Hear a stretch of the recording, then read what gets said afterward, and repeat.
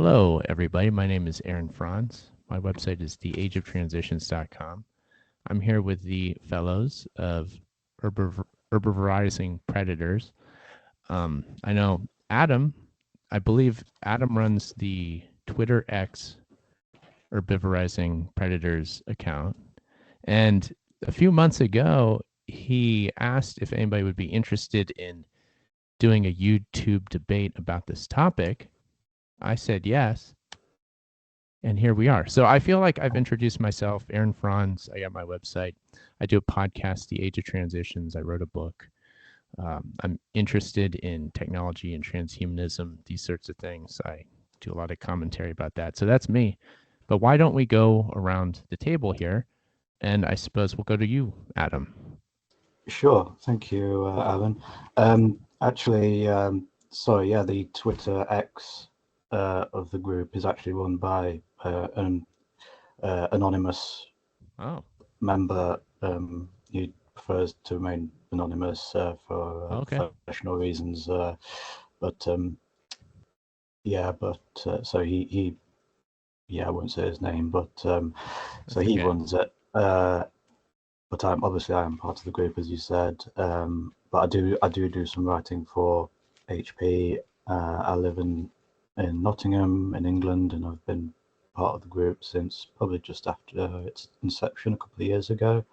And I do some writing for the group. Done some blog post writing, and I helped with co-author, help edit and proofread the academic paper Nature Without Suffering for the academic journal Journal for Applied Animal Ethics Research, which Stijn and the other member co-authored mostly. I just helped to tweak a few bits and bobs there. I've been interested in transhumanism for about 20 years now. It was David Pearce who got me into this school of thought. And as you know, transhumanism is quite a broad umbrella term which covers lots of things. And even, I suppose even now, herbivorization of predator species is, even within transhumanism and suffering-focused ethics, still very controversial and fringe issue. So we hoped with this paper that we help to introduce it to more thinkers, and still very controversial, but it was nice of the journal to accept it. So we got some interesting feedback, mixed, both positive and negative, as you can imagine. So yeah, I'm mostly a writer, working a little bit of IT and digital marketing, and but yeah, it's been something I've been interested in for a long time. So I mostly help out with I do other projects as well, like Far Out Initiative, and volunteer for the Organisation for Prevention of Intense Suffering, OPIS. So I've been floating around the suffering-focused ethics ecosystem for a few years now. So it's a pleasure to finally be part of it on a hands-on, practical basis. And so yeah, that's me. And Stijn, yeah. All right. Thanks, Aaron, for having us on your show. So I'm Stijn Bruers from Belgium. I am the lead author of that academic paper that Adam mentioned about herbivorizing predators. It's basically the first philosophical paper that really dives into this idea of changing predator species, turning them into herbivores. I have different backgrounds. I have a PhD in moral philosophy about animal ethics, so I'm mostly involved with animal ethics.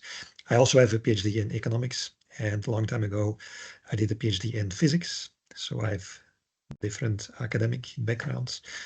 I'm basically looking at what are neglected large-scale problems on Earth that if we think in the long term, the far future, that we could tackle if we consider the far future. And as you know, most animals in the wild die by predation. And so, predation is the most common cause of death of vertebrate animals. What if we could eliminate predation, not with killing the predators, not with wiping out species or something, but by changing their nature in a sense, just like what happened in evolution with, for example, the giant panda. The panda bear is a herbivorized predator and belongs to the order of carnivores. So once I heard about this example, and there are many other examples of wild animals that whose ancestors were carnivores and they evolved into herbivores. I thought, yeah, if that's possible in nature, if evolution can do it, why would we never be able to do it with biotechnology? And could we then use technologies to assist this evolution in such a way that, in the far future then, hopefully no animal has to die from a predator. Okay. Yeah, very good. Well, thank you too for everything, and I apologize for assuming that Adam ran the Twitter X handle, so I got that wrong. But no problem. No worries. yeah. Nonetheless, I'm happy to be here. I'm taking the part in this debate of the negative, where I do not believe that the project you're outlining, which remains theoretical, I don't think it's a good idea. So that's me. I have no academic credentials. I'm just a normal person. And honestly, I think it's interesting because I believe that the viewpoint I'm taking is likely the reaction you get from everybody, from the average person. I think here's this idea. It is, yeah, right? This is what you guys so get a lot, right? What are you guys? I'm a non-academic as well, pretty much. So yeah, that's okay. Fine. Okay. I'm kind of a normal person myself. Okay. That's cool. Not saying you're not Stan, of course, but yeah. No. Likewise. I'm not normal. No. I'm happy to be here with you guys, and I know David Pierce. I know that he's an inspiration. He's part of Herbivorizing Predators, right? He's a member. Like a director, yeah. He also co-wrote this paper. He did. Yeah. Better living through pretty much everywhere. Yeah. BLTC research, better living through chemistry. I've looked at that stuff, so I'm aware of that. It's the godfather of suffering-focused ethics and abolitionism, pretty much. Yeah, David. I definitely see the through line of what he's saying with that and this. Obviously, it's all the same general idea, and to me, I think a big part of my criticism is the reductionist way of looking at both pain and suffering as a total negative, as like it's always bad, it's never good. And I understand, nobody wants to inflict unnecessary pain or suffering onto anyone or anything. However, that's one point that I would bring up here is that, well, yes, pain is not good. We don't want to inflict it. However, it's not always bad either because it's an indicator of a problem. So as soon as painkillers, yes, I know the argument of medicine and all this, of course, painkillers, are they bad? Well, no, but painkillers don't last an entire lifetime. I think that's a good example.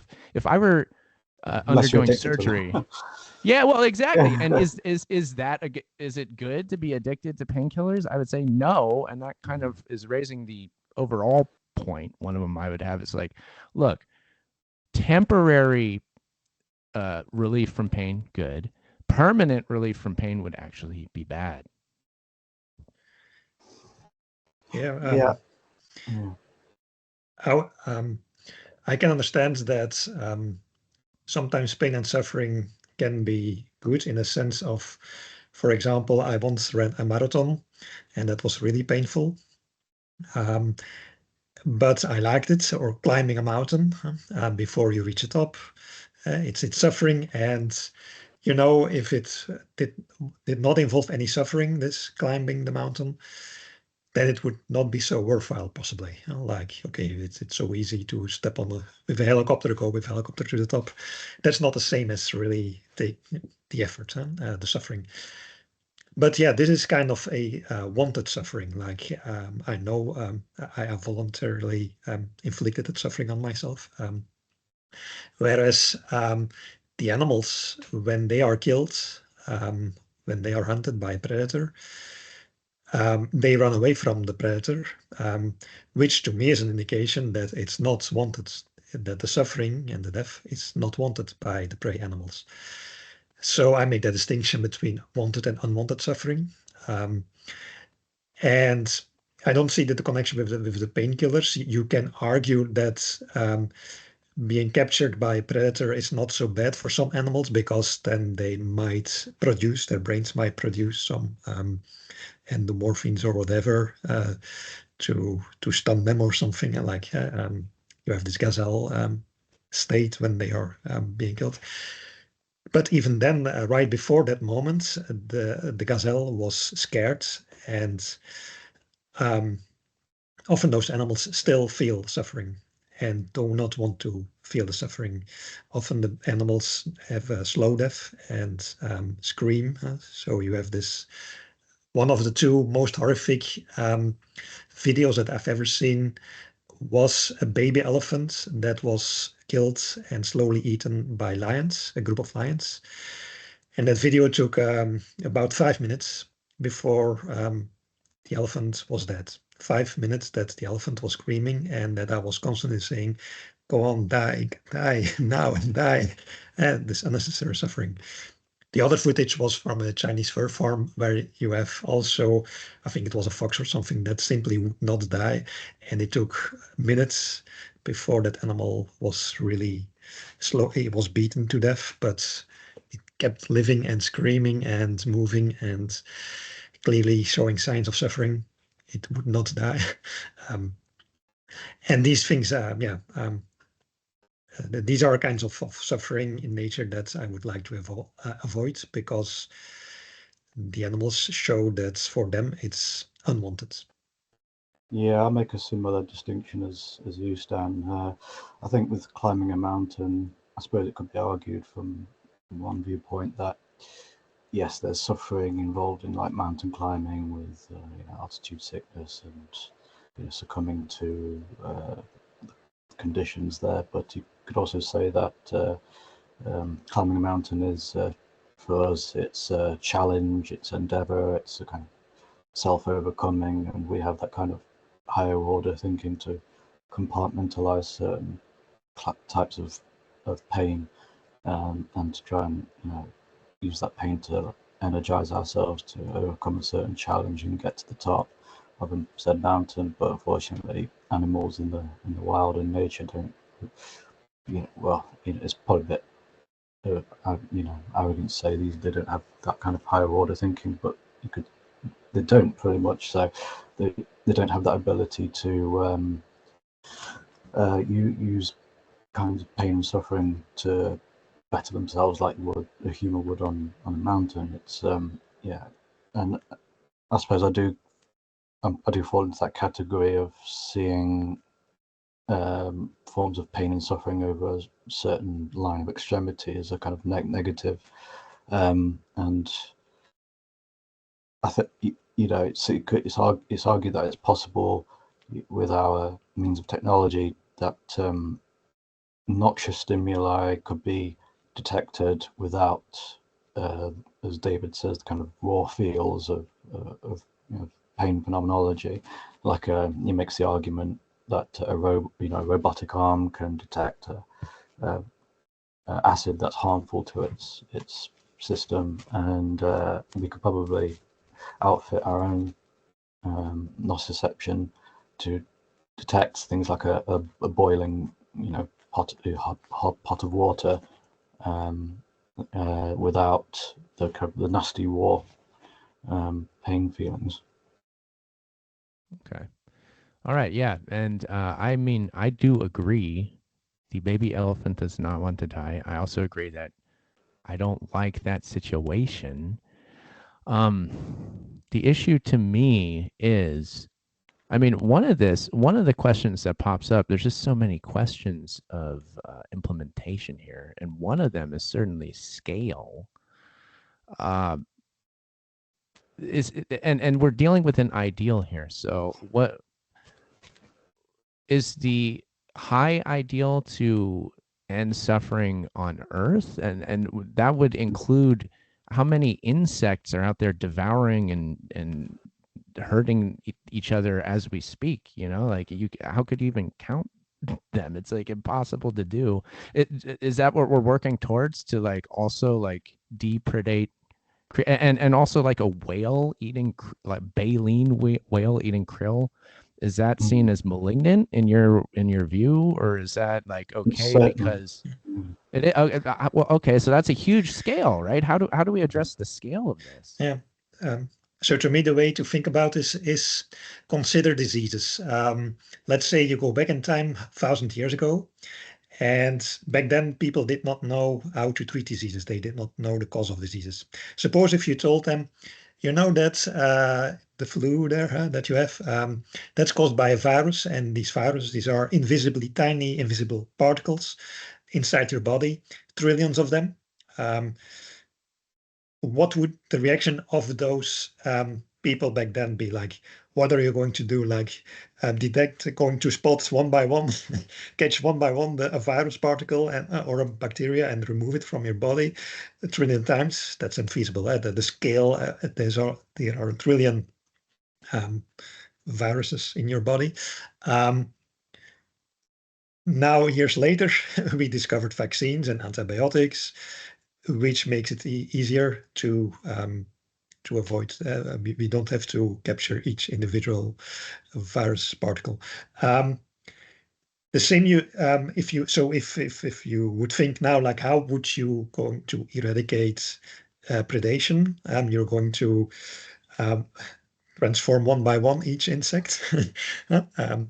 That kind of idea, that's unfeasible. Look at the scale of the problem. But that's thinking in our current modern day technology. So let's think about what will be feasible 1,000 years from now if we do scientific research. Now, there are positive signs that some things that changed my mind. For example, there is people discovered a jumping spider. It's an invertebrate, a small invertebrate. Jumping spiders are typically predator animals. But this jumping spider, it's called Banjira kiplingi from the Jungle Book.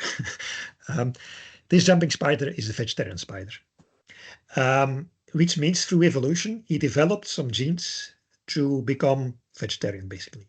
No longer hunt other insects or whatever.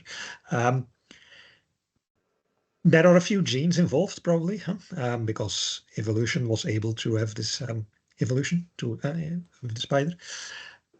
Now we do know that with gene editing, we could develop gene drives. And gene drives is a kind of a gene editing process where you have the desired genes. Each offspring develops the desired traits of the genes and gives these desired genes to their offspring and so on. So that means it's a kind of hacking evolution where you enforce this kind of a rapid deployment of new genes in the population, that each individual quickly develops these genes. With insects, it's very feasible because insects have short lifespans and fast reproduction. So if we have gene drives in an insect, a predator insect, that makes this predator insect a little bit more herbivorous. With a gene drive, then this insect can transmit those genes to the whole population very quickly, within a few years. And then you can change introduce another gene drive to make it even more herbivorous. And in that sense, slowly lets the insects, it will be in short run a bit omnivorous, like it can eat some other insects, but can also eat some plants, and is now better able to eat plants and becomes less able to hunt insects. And slowly, this population of insects can be transformed into herbivores. That's something that probably technologically is feasible. People are investigating the possibility of gene drives for targeting malaria mosquitoes, for example. They're doing experiments with malaria mosquitoes to make them resistant against the malaria parasite. And yeah, the prospects of this technology are very, optimistic, so to speak, if we, on the condition that we do research. So with insects, I see it's feasible to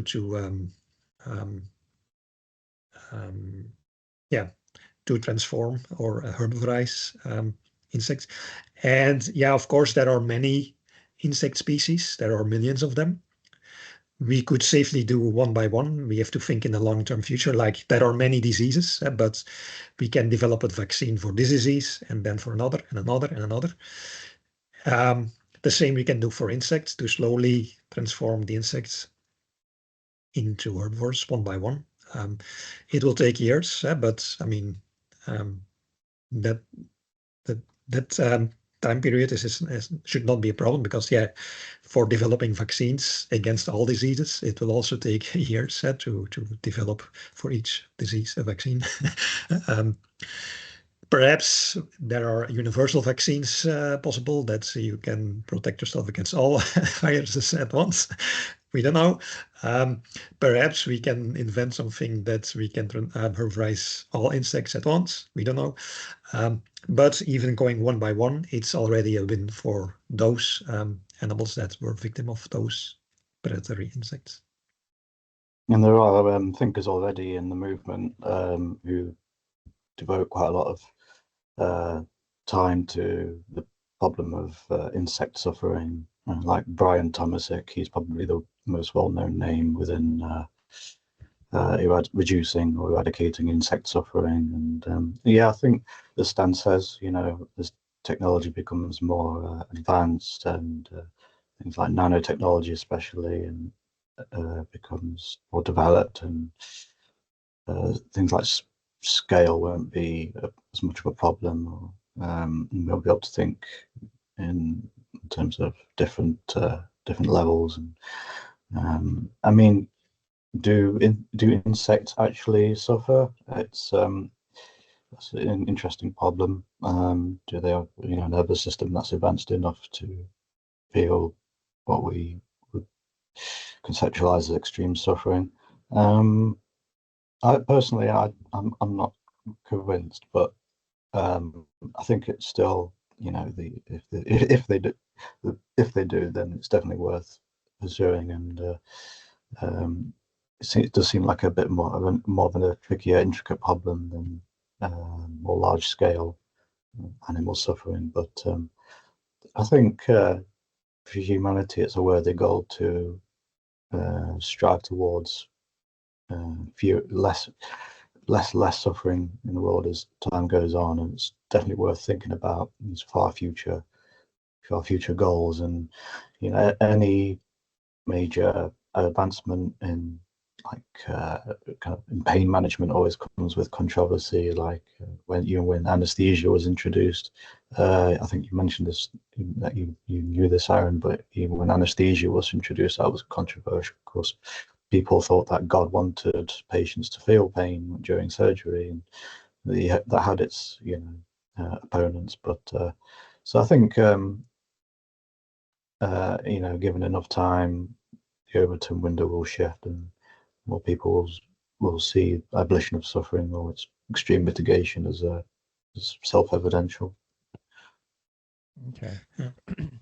That's an interesting point there, Adam, in that it brings up something that for me comes back again and again, is that we have to admit that no matter how we approach this topic, that we're always going to be making assumptions about nature.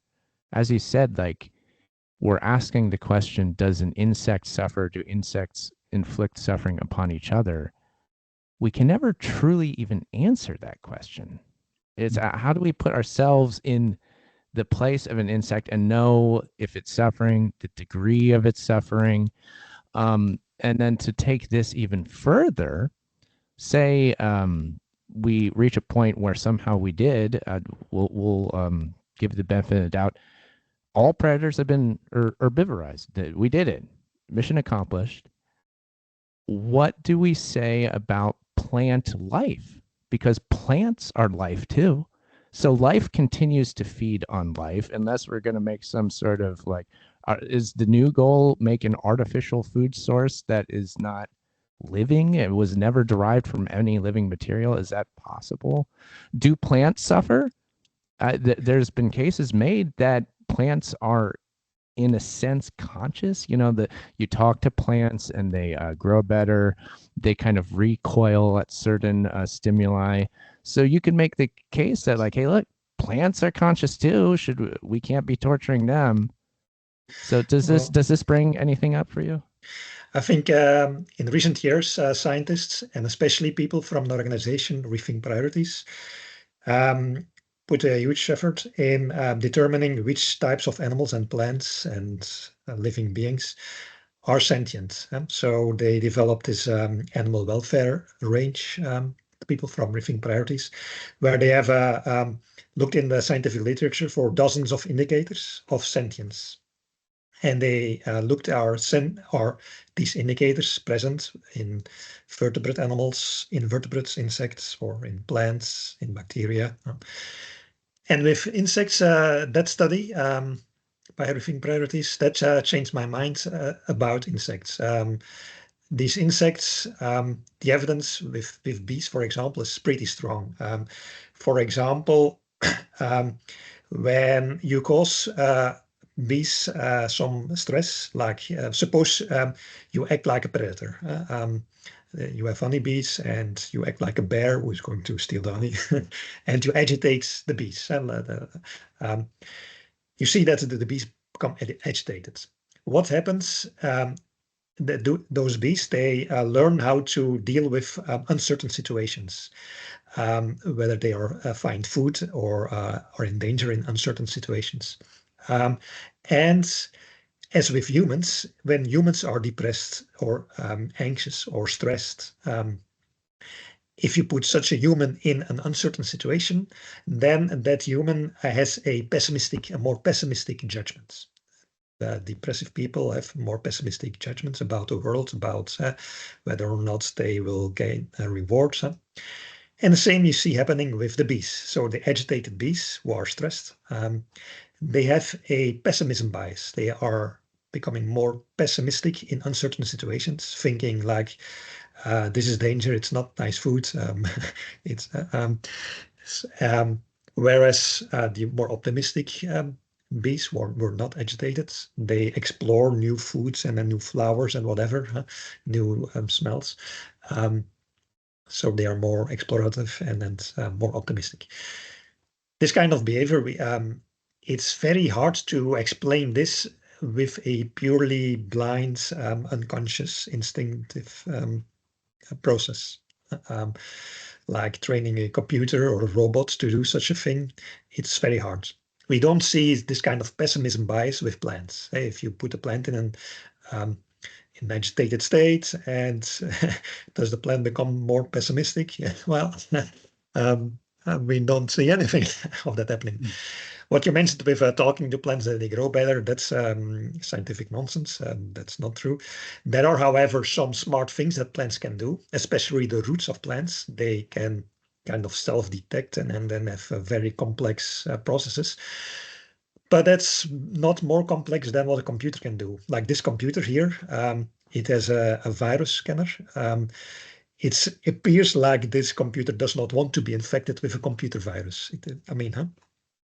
And this virus scanner it's pretty smart because it can detect the programs that belong to the computer, and it can detect foreign programs and make a distinction between them. Like, this is my program, this is not my program. It seems like self-conscious and having a will, not wanting to be infected with a computer virus. But we know, of course, it's a process. It's programmed and so on. The same could be said with plants. In contrast with humans, we see that also humans in a vegetative state sometimes can do some pretty complex things, but we still believe that this person, this human, is unconscious in this vegetative state.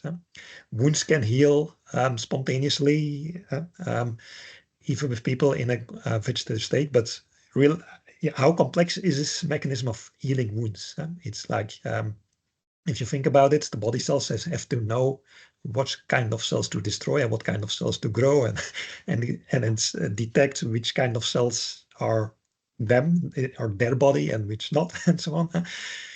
It seems like your body, your guts, your skin has a kind of self-detection consciousness. But of course, we don't believe that your skin or your guts or your immune system or whatever is conscious. We believe your brains are conscious, and we see that the consciousness is always mapped to some brain states. So when you're depressed and have a pessimism bias, we can see it in your brains.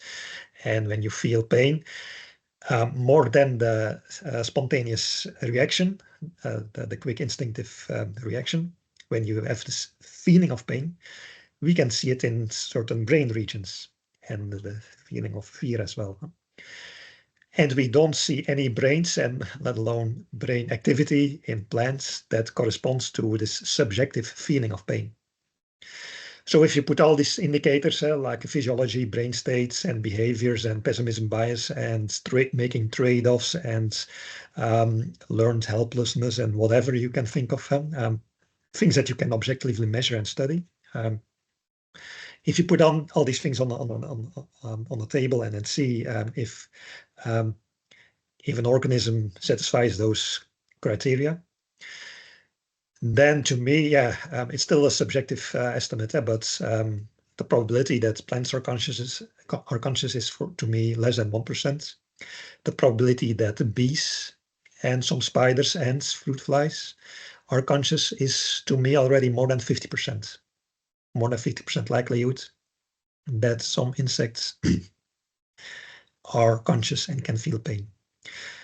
But then there's the next question, like how much pain can those bees feel? Suppose a bee is submerged in boiling water. How does it feel? It does not want boiling water, that's true. The whole body of the bee is submerged in boiling water. How painful is this? Is this as painful as my whole body being submerged in boiling water? Or is it as painful as my fingertip with the same surface area as the body of the bee? My fingertip in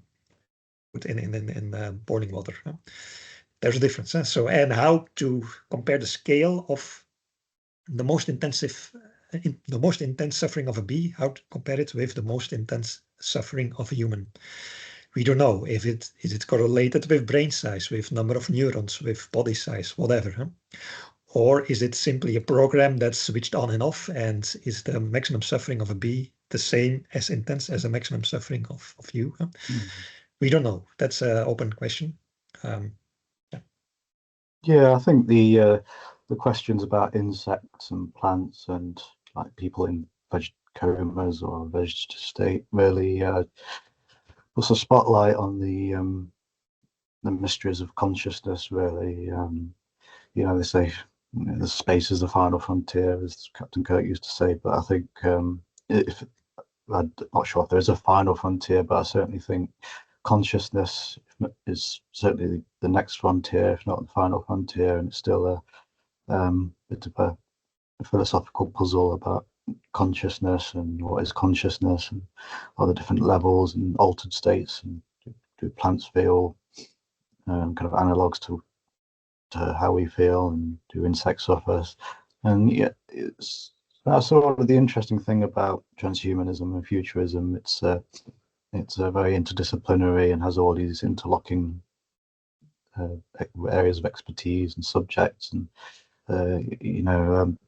Qualia Research Institute doing lots of great cutting edge research into consciousness and psychedelic research, and of course they have a commitment to suffering abolitionism as well, and one day increasing happiness. So that's one of the things that I love about the subject is all these different fields kind of coming together, and yeah, it just highlights the mysteries of consciousness for me. And yeah. Yeah. Okay. Well, good points there. Yeah. Okay. So another aspect of this, the way that I see this is my point of view, is that this suffering abolition, or specifically herbivorizing predators, is a project. It's an aspect of human civilization, human technology, which has given us civilization, society as we know it in the modern world, which I would argue a big incentive to have society as it is and to continue development of all kinds, including this project, is to make life just better, more comfortable, to reduce our suffering. So that has been the point of everything we've been doing as humans up until this point. That's the idea, right? And so that was the motivation that got us to here. I would say that's good, and where we have succeeded, it is also good, where we have reduced suffering and made a more comfortable, overall better life for everybody. However, along the way, I think we have to make the observation that there's been so many unintended consequences of development, of society, of civilization, that the further we go along, the more they get away from us. I mean, I'm not sure. I'm going to assume that we can agree that anthropogenic climate change is real, and this debate is like, yeah, look, climate change is happening, and I would say it's as a result generally of just building things up with the idea that, hey, look, things are going to be better. Life is better in the modern world than it used to be. We can't go backward. And nobody wants climate change. Nobody wants all of the pollution that has occurred as a result. However, it has happened. And it's like, that is what is going to occur.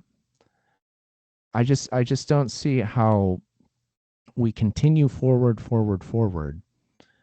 The herbivorizing predators thing to me just seems like we're setting nature up yet again to be damaged in ways that we don't want them to happen, but it's going to. What of that, the unintended consequences? Yeah, the unintended consequences are a major concern, the major concern. And that's the primary reason why we first asked to do scientific research for the effectiveness and safety of herbivorizing predators. With burning fossil fuels, we never did it. We invented technologies to burn fossil fuels, and we thought like, yeah, this is a good idea. We can have steam engines and whatever. What people should have actually done is first ask the question, is it safe? What are the unintended consequences? They did know that it emits a gas. They already knew that the gas emitted was CO2. What are the properties of CO2 in the atmosphere? Let's scientifically study it before we're going to burn all these fossil fuels. And then they will realize, okay, if we burn it in climate change, that's not a good idea. Let's find another technology to now we learned about these unintended consequences, and we are developing alternative energy sources. But we can do it when we know there's a risk of unintended consequences. We can play it smarter by saying, first, we do scientific research. We can do scientific research on the safety and effectiveness of herbivorizing predators. I mean, ecologists know about this, the problem with trophic cascades, for example. Like what happens if you change the composition of a food web, if you introduce or eliminate a species, then the ecosystem changes in some known or unknown ways. And ecologists learn more and more how ecosystem can change. And now even with artificial intelligence, we can do it even much better, like doing computer simulations of ecosystems beforehand to see how they could change, what kind of trophic cascades you might encounter. these things could help us mitigating unintended consequences. And we do know it's feasible. So in China, you had this carnivorous bear, and this carnivorous bear turned into herbivore. It's the panda bear. We do know that the bamboo forests in China still exist, and then it's not wiped out, and so on. It was feasible. It is possible to herbivorize species without ecological destruction. We saw it in nature. We saw it hundreds of times because we have hundreds of herbivorized predators in nature. With this jumping spider, and then you have even with some dinosaurs, whatever. And if that is possible, I think scientists will be able to figure out how if it's safe and what are safe ways to herbivorize predators, and how can we mitigate side effects. Like with medicines, we do know we can study negative side effects of medicines. And we can study what are ways to mitigate it. So there are some medicines. You have a medicine, the side effect is give you headache, but then there's another medicine that relieves headache. And so if you combine it, then you're cured and you don't have the headache. So let's combine the medicines and so on. All these kind of things, that's possible with scientific research. Every medicine has negative side effects, and medical researchers never say like, let's blindly introduce new medicines in the world and sell them, and then let's see what happens. No, they first study the safety of it. And the same will be done with introducing gene drives with insects. We're not going to blindly introduce genetically modify insects and then release them in the wild and see what's happening. No, that would be a bad idea, but we can scientifically study it in safe ways, and that's the idea. Start with scientific research. The challenge is actually we feel confident that we will be able sooner or later to develop the technologies to herbivorize predators. With gene drives, powerful technologies with artificial intelligence, we can develop these things. We will be able to invent those things. What we definitely more need to do is doing research for the safety of those new technologies. That's neglected by the industry. It's neglected safety research, but therefore it's so much more worthwhile to doing this kind of safety research.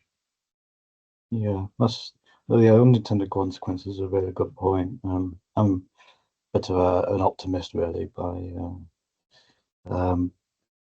by my personality, really. So I can't help but think we're just going through civilizational growing pains. It's progression isn't a straight line upward. It's kind of a wave, really, or like a spiral, and we're just kind of learning about the negative effects of affluent society, affluenza, if you like. But we've endured to this day, and I feel like we will continue to do so. And it does seem a bit like human arrogance to, if you like, to a lot of people to impose these kinds of ideas onto nature. But really, we're the only species on Earth that we know of so far that can pull the other suffering animals in nature out of this Darwinian abyss, if you like. So I think while there are unintended consequences, it's still a project that's urgently needed, and it's a moral emergency. Okay. Yeah, I think I'll go back. Go back to the fossil fuel example again. You're saying how if they had done the research on the effects of CO2 in the atmosphere, then they could have made the decision not to use fossil fuels in the first place. I like the idea of that, but it seems like there's even issues with that. It's what sort of experimentation could have even practically been done? Because it's not the issue sort of the sheer volume of CO2 that we put into the atmosphere by an entire world of fossil fuel being used? And how does one do an experiment that would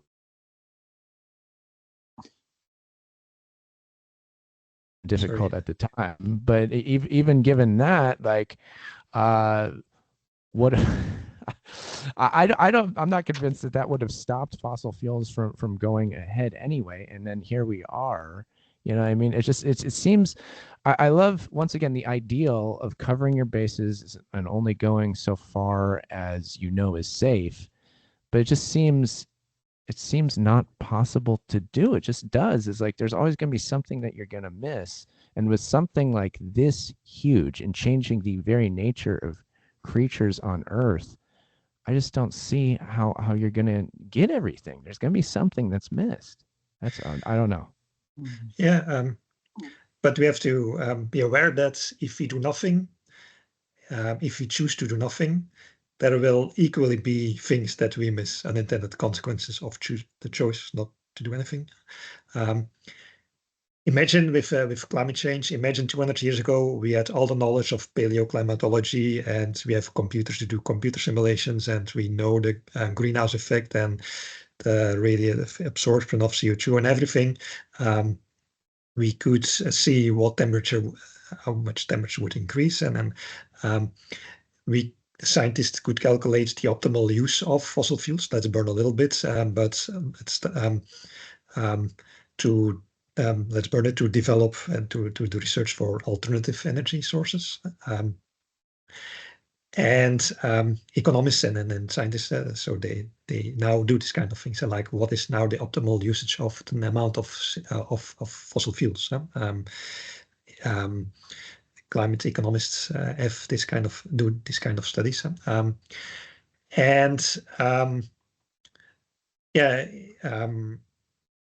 I think with every new technology, you can say there will always something that will be missed, like with every new drug, every new medicine, every new vaccine. I mean, perhaps vaccines are considered safe now, but perhaps there's something that you don't know, that if we still keep on using the vaccines, then over 100 years, suddenly you discover an unintended side effect of that no one anticipated. It's possible, but it becomes very unlikely because we do more and more research and we don't know more and more what works and what not. And I think this kind of risk aversion, if that would be the reason not to do research, not to herbivorize predators, it will result in a not consistent kind of risk aversion. If you take the bike here and travel with you, take the road, whatever, every decision that you make, there may be unintended consequences that you couldn't have foreseen. An asteroid falling on your head when you're driving, whatever.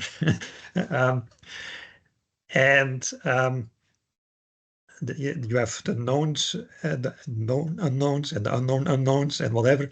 There will always be unknown unknowns, but still you choose to drive and to eat and to move around and to breathe and whatever, even with all those unknown unknowns. The same with interventions in nature. Ecologists already intervene in nature, conservationists. It's even, the reintroduction of the wolves in Yellowstone. That's a very good example. So people thought it was a good idea to reintroduce the wolves. But back then, no one actually really knew what would happen with Yellowstone if you would reintroduce wolves. And then there's a story in the 90s, they reintroduced the wolves. And then there came the studies like, whoa, all Yellowstone changes. And you have the elk and the beavers and the rivers and everything and changes and all the animals, populations, and the coyotes do this and whatever. And striking thing is those conservationists who were in favor of reintroducing wolves, they did not foresee these consequences. Now they speak about trophic cascades. That's trophic cascades. If you intervene in the trophic chain and the food chain,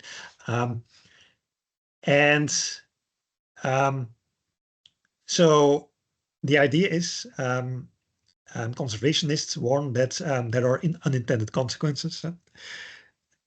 Why do they warn us for that? Because they made the mistake themselves. Basically, they reintroduced wolves without realizing the unintended consequences, and then they say like, oh, a lot of unintended consequences.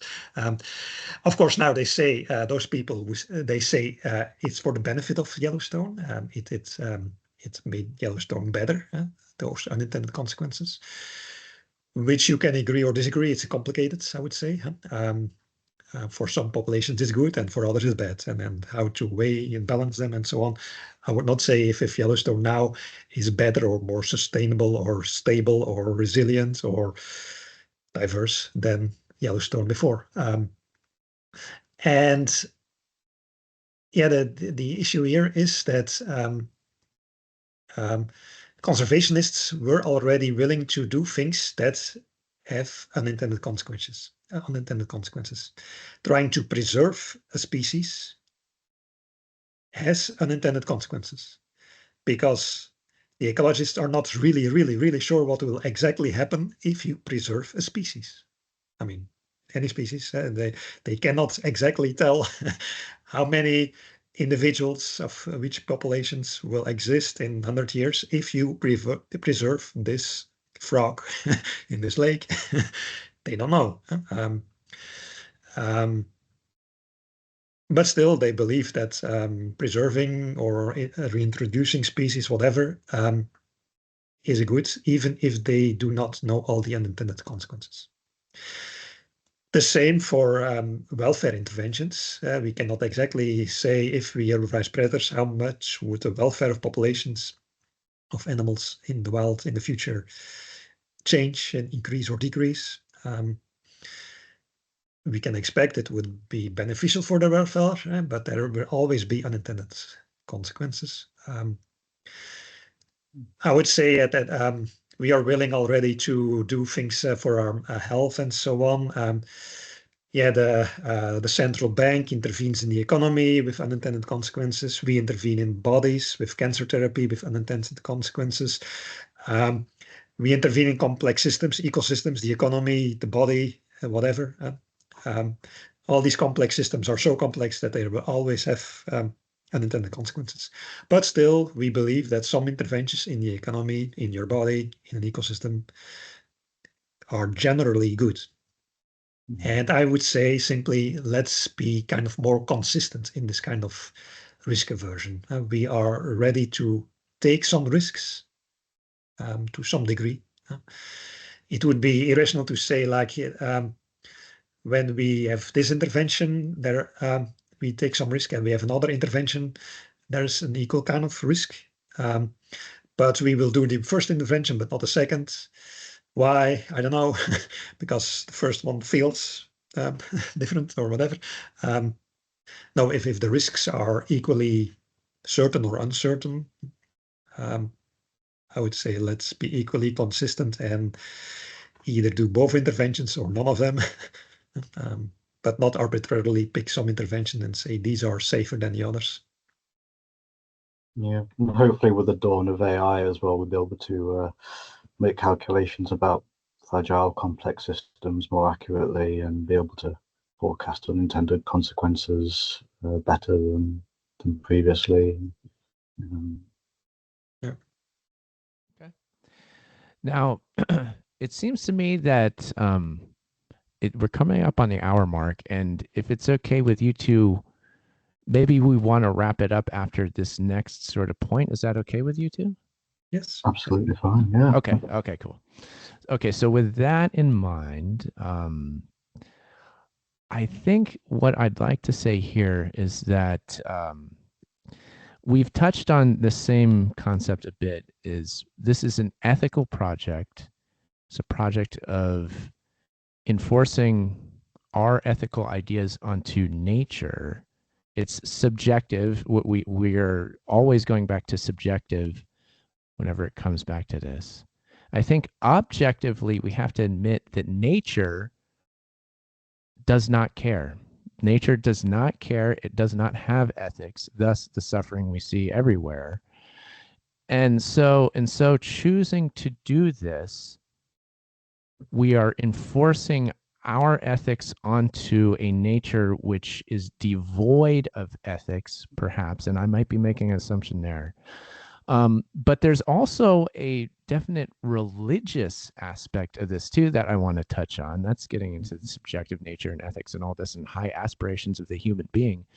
So I'd like to get from you two, this always makes me think of, like, the lions laying with the lambs in Christianity, and even some like Vedic ideas of going beyond suffering and suffering, old age, or bad. So for them, it's going beyond reincarnation. But here, this is like, no, this is a science project. Let's just engineer it out. I'd like to know if you two see this as a religious project in any sort of way, if that's a good thing, or if it's not. And this idea of a nature devoid of ethics. I know it's kind of a multi-part question. I'm sorry about that, but I always come back. Yeah. To this. Well, I don't think Stan's going to like this, but because I know, he's a scientist. But personally, I do, yeah. And nature, if does not care, or if nature doesn't care, then we have to as well, I think. And I do think there's a definite spiritual significance and going towards a more heavenly state, bringing heaven on earth through technology, really. And this actually came up in our chat as well. In Gnosticism, some in Gnostic schools of thought, some thinkers reckon that this will put on this earth to suffer, and that things like fangs and claws and predation were put here by design to cause suffering, and then that suffering releases energy which nourishes higher spiritual beings who are, we'd say, malevolent. And so I do think there's a definite kind of religious spiritual significance. I'm actually not an atheist. I'm theist, but which is kind of unusual in, I suppose, transhumanism, which is mostly atheist aligned. And so I to answer your question, yes, I do think there's a significance there. Okay. I have a totally different take on the question. Actually, it's my biggest moral mistake that I made in my PhD in moral philosophy more than 10 years ago. I kind of defended predation and naturalistic values, which now I consider a moral mistake. And basically, Aaron, you already hinted at it. So suppose it's true that, I believe that nature doesn't care about our moral values.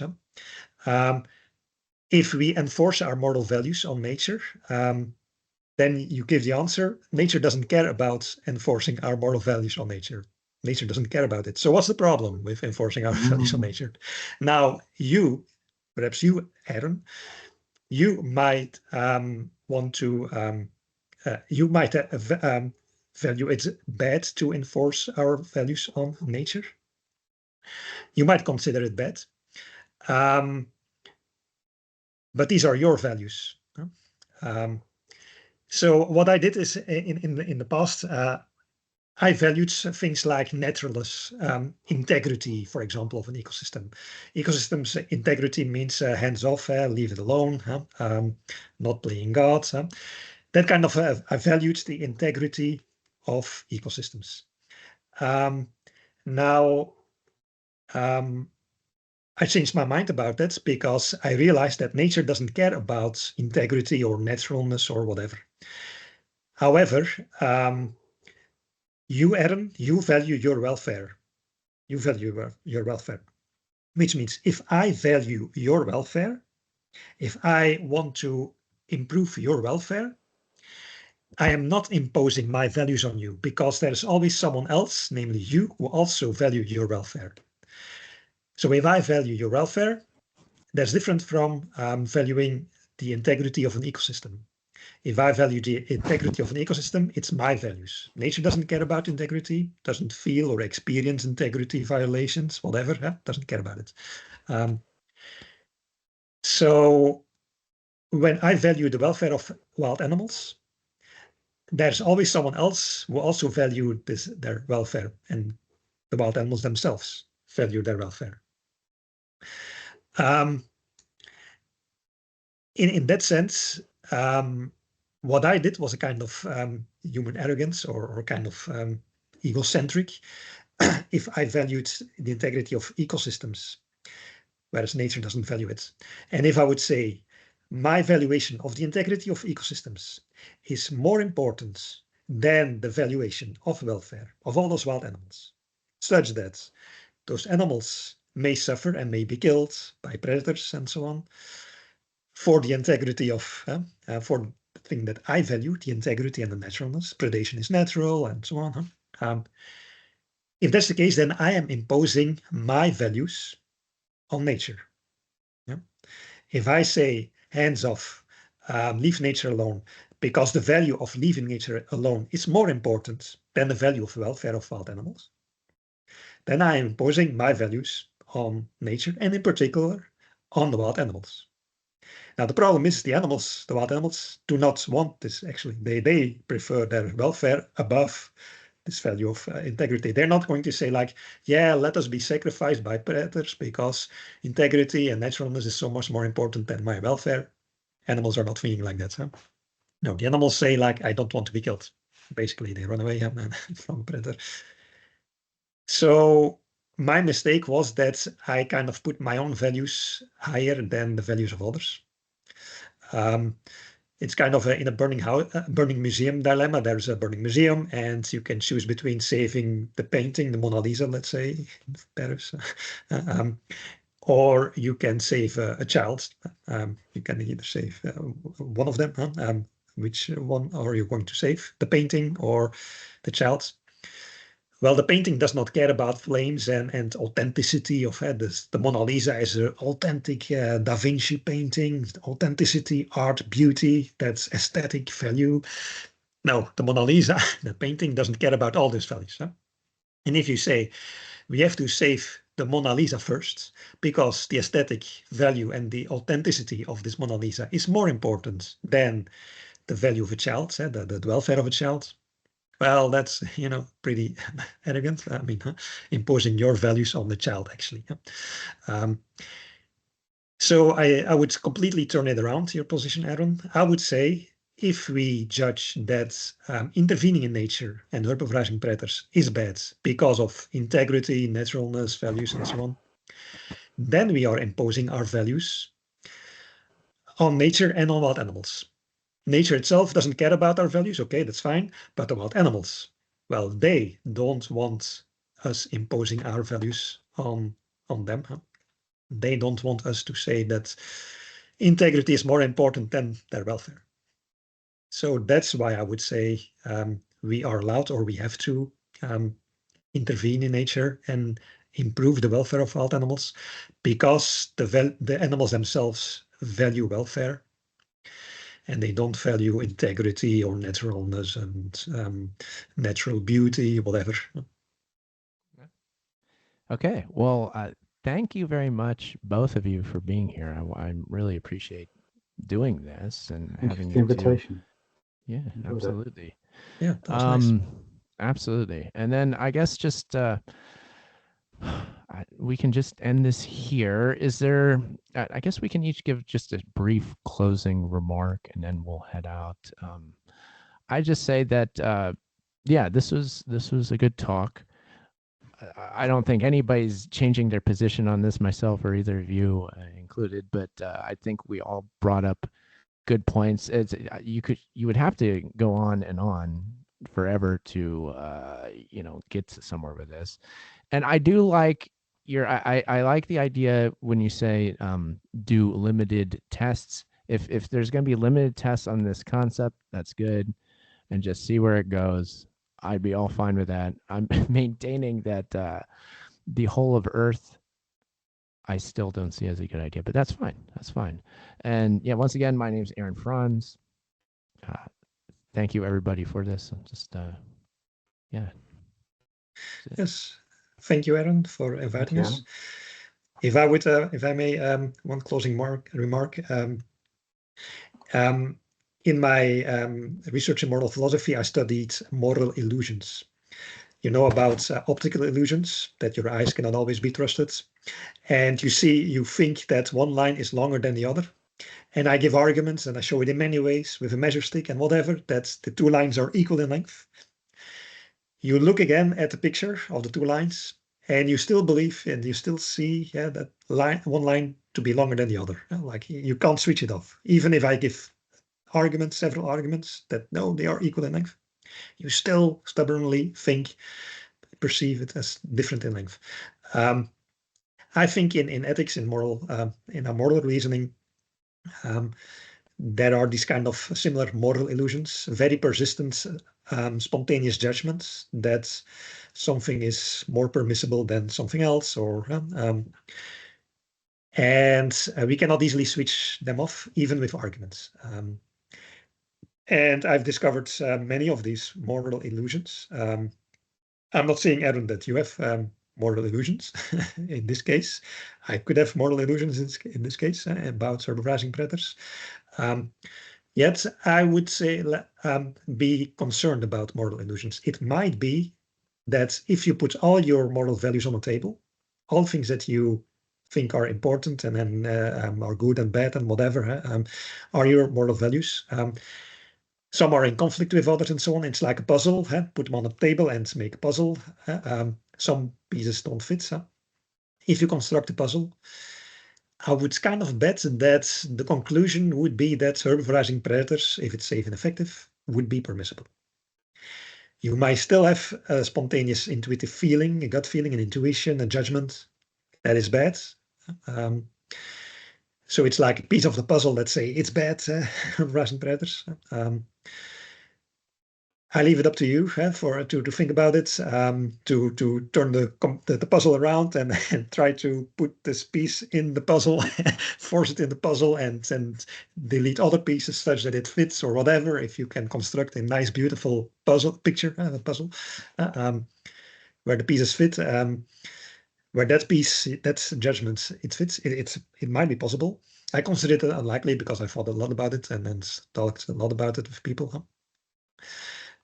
But yeah, that's our own personal challenge to look for moral illusions and to try to construct a nice, beautiful puzzle and see what pieces fit in that puzzle and what to do with the pieces that don't fit, the spontaneous moral judgments that herbivorizing predators is bad, for example. If that doesn't fit with the other arguments, with the other values that we have, you value animal welfare and so on and so forth. Okay. So that would be my closing remark. Are we dealing here with moral illusions? And who of us, you or me, is now susceptible to these moral illusions in the case of herbivorizing predators? Yeah, that's great. Yeah, I'd just like to say thanks again for the invitation to discuss this, Aaron. It's been a pleasure. And, it's always nice to be Stan's wingman again. Second time we've had a debate together. And I'd actually would love the opportunity to maybe do a follow-up debate, maybe do a part 2 sometime. If you both be up for that again. I'm open. Yeah, I'm also open. That would be nice. Yeah. And thank you everybody for watching. To the viewers out there. Thanks again, Aaron. Thank you. Thank you. Thanks, folks. Thank you too. Yep. Good night, everyone.